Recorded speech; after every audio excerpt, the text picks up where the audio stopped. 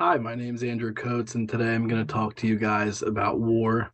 And last time I talked with you guys about war, I mentioned how it can be a positive thing, but today we'll talk about why it can actually be a very negative thing.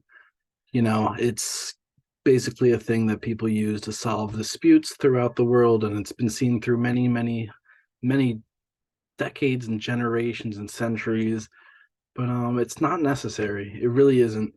First and foremost, you can go diplomatically if you're two countries or something like that.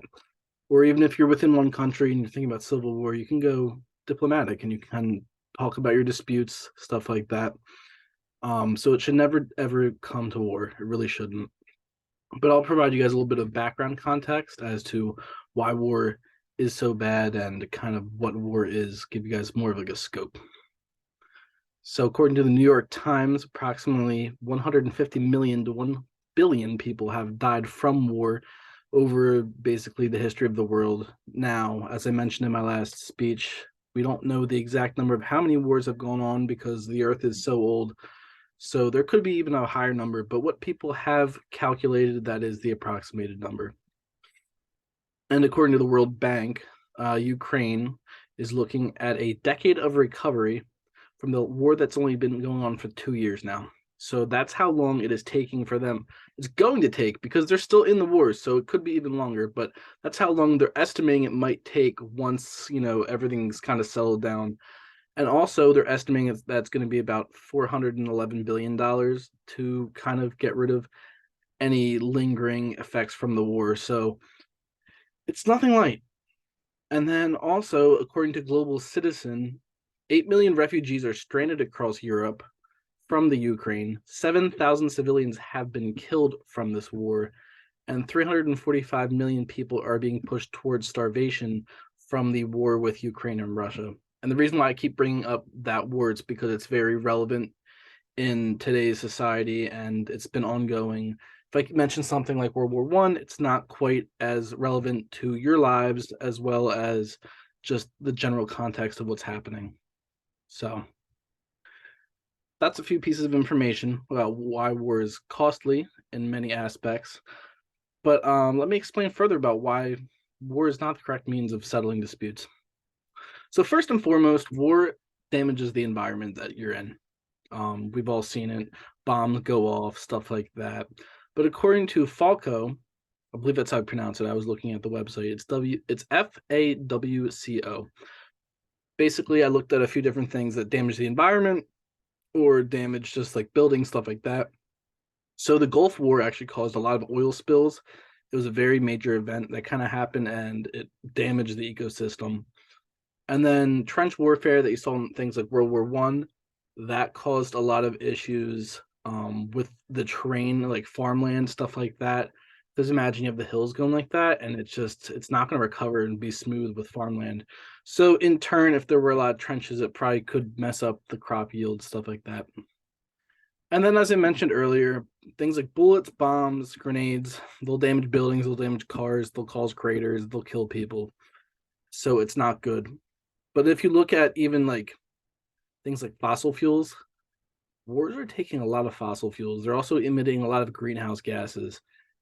Think about the submarines, the tanks, just general vehicles. It costs a lot for our environment.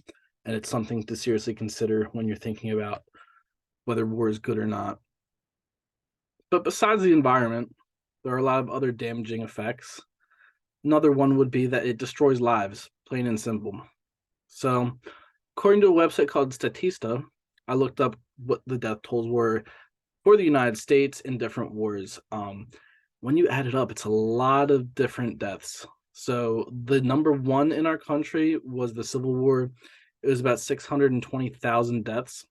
And then World War II actually came in second. It was 399,000 deaths. It was a lot. And then World War One was 116,516. And it keeps going down from there.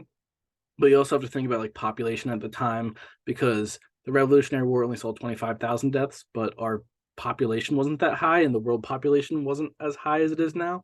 So you'll have to take that into consideration. But these things were very bloody and definitely caused a lot of anguish and a lot of pain for people. within the respective, like our country and their country, that sort of thing. But besides death, it also takes a toll on people who make it through the war. So psychological damage is really, really prevalent within the scope of warfare. I looked at a website called Heroes Mile, and they said that about 11 to 20% of veterans who served in the Middle East were going to get PTSD. Now, that was factored in existing numbers and then also potential numbers in the future, because, that's still something that's more recent. So they're kind of seeing what's happening. So within that 11 to 20%, they're estimating it's going to be a little bit over 300,000 veterans.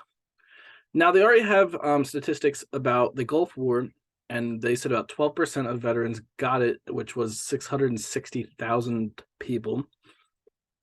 And also, like, PTSD is a further issue because it can lead to things like an addiction or other problems mentally, and it's just not good. And that's kind of what fuels the PTSD is war.